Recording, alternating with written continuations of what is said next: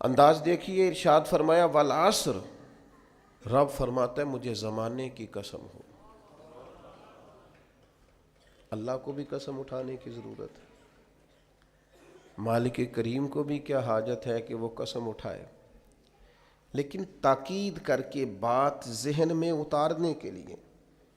انسان کا مزاج ہوتا ہے نا، جس بات پہ قسم اٹھائی جائے اس کو انسان سمجھتا ہے زیادہ پکی ہے، تو طبع انسانی کے مطابق بات کی، فرمایا والعصر، زمانے کی قسم ہو۔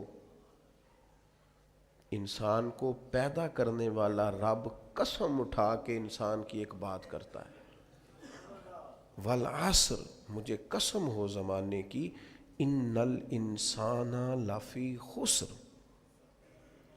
انسان کو پیدا کرنے والا رب فرماتا ہے بے شک انسان خسارے میں، گھاٹے میں، نقصان میں۔ لوگ اس کو کہہ رہے ہیں بڑا سیٹ ہے، لوگ کہہ رہے ہیں بڑا کامیاب ہے، یہ بھی کہہ رہا ہے اللہ کا بڑا شکر ہے،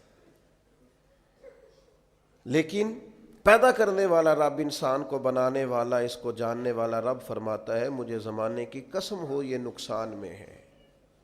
اور خسارہ، اس خسارے کو نہیں کہتے ہیں کہ لوگ کہتے ہیں میں نے کاروبار کیا تھا تو نفع نہیں ہوا، نقصان ہوا۔ خسارہ اس خسارے کو کہتے ہیں جو اصل مال بھی ضائع ہو جائے، راس المال بھی ضائع ہو جائے تو کہتے ہیں خسارہ ہوا ہے، یعنی اس کے پاس جو تھا اس میں بھی یہ خسارے میں کیا؟ یا اللہ سارے خسارے میں ہے؟ فرمایا نہیں، الا الذین آمنوا،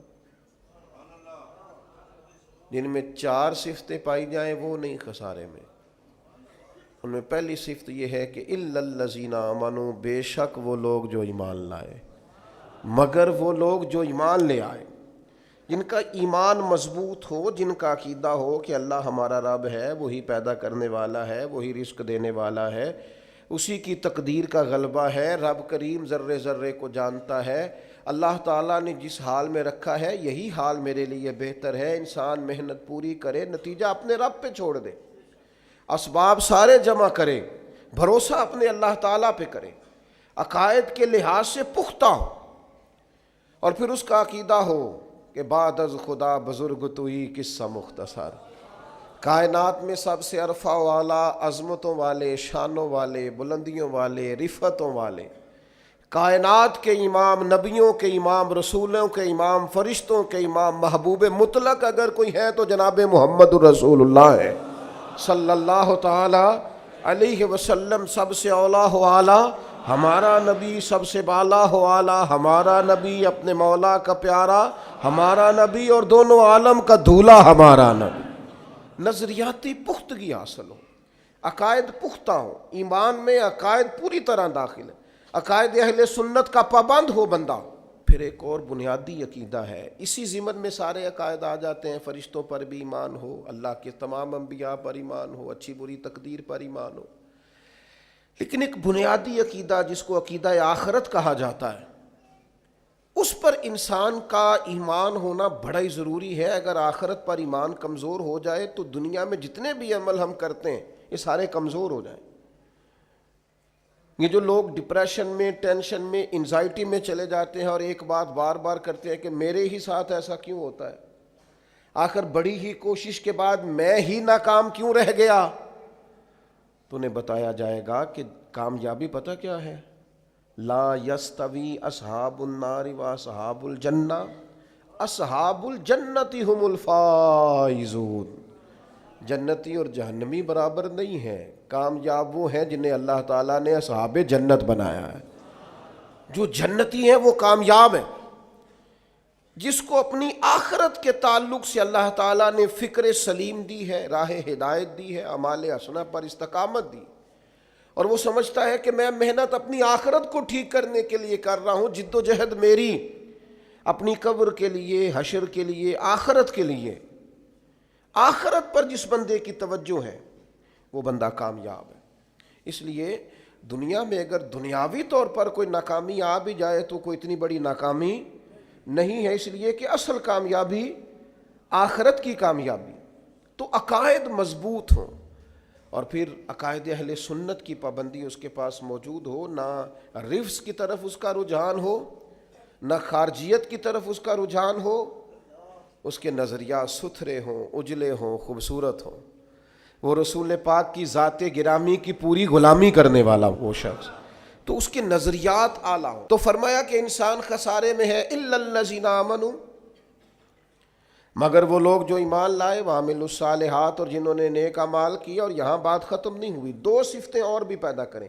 یہ دو باتیں ان کی اپنی ذات تک تھیں، آمنوا وعملوا الصالحات، یہ دو باتیں ان کے اپنے لیے تھیں۔ اب وہ سوسائٹی کو کیا دیں؟ دو کام معاشرے کے لیے بھی کریں، وتواصوا بالحق، حق بات کی نصیحت کریں وہ معاشرے میں، خیر کی بات کی نصیحت کریں، وائرل باتیں نہ کریں۔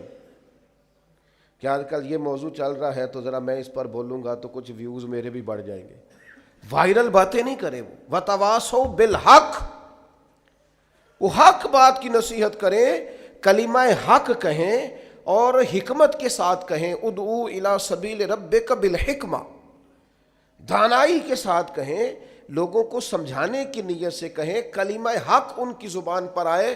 اور میرے نبی پاک علیہ السلام نے فرمایا سب سے افضل جہاد ظالم بادشاہ کے سامنے کلمہ حق کہنا ہے۔ آپ حق کے ساتھ کھڑے ہوں، پھر آپ لوگوں کو امر بالمعروف کریں، پھر نہی عن المنکر کہیں، اور وہ بھی بندہ دیکھ کے نہیں۔ اگر امیر آدمی غلطی کر رہا ہے تو پھر آپ خاموش ہیں، اور کسی غریب کو کرتے دیکھ لیا ہے تو آپ نے دینی حکمت کو بھی پیش نظر نہیں رکھا اور اسے رسوائی کر دیا ہے، آپ نے اسے سخت ترین تکلیف سے گزار دیا ہے۔ حق بات کی نصیحت کریں، اور جو لوگ حق بات کہتے ہیں نا ان پر تکلیف بھی آتی ہے، تکلیف آتی ہی ہمیشہ حق کہنے والوں پر۔ تو چونکہ میدان لگایا ہے، اب حق میں نکلے ہو، اب تم نے سفر شروع کیا ہے تو بھائی پیروں پہ چھالے تو پڑیں گے، سفر کرو گے تو تھکاوٹ تو ہوگی، کوئی رستہ طے کرو گے تو گرد تو پڑے گی، اگر کسی سمت تیز دوڑو گے تو مخالف سمت سے ہوا تو تیز آئے گی۔ اب وہاں گھبرانا نہیں، کمزور نہیں پڑنا، تھکی باتیں نہیں کرنی۔ اب ایسا نہ ہو کہ تم نے معذرت خواہانہ رویہ اختیار کیا، وتواصوا بالحق وتواصوا بالصبر، وہ حق بات کی وصیت کرتے ہیں اور ایک دوسرے کو صبر کی تلقین کرتے ہیں۔ چار صفات پیدا کریں تو خسارے سے بچ سکتے ہیں۔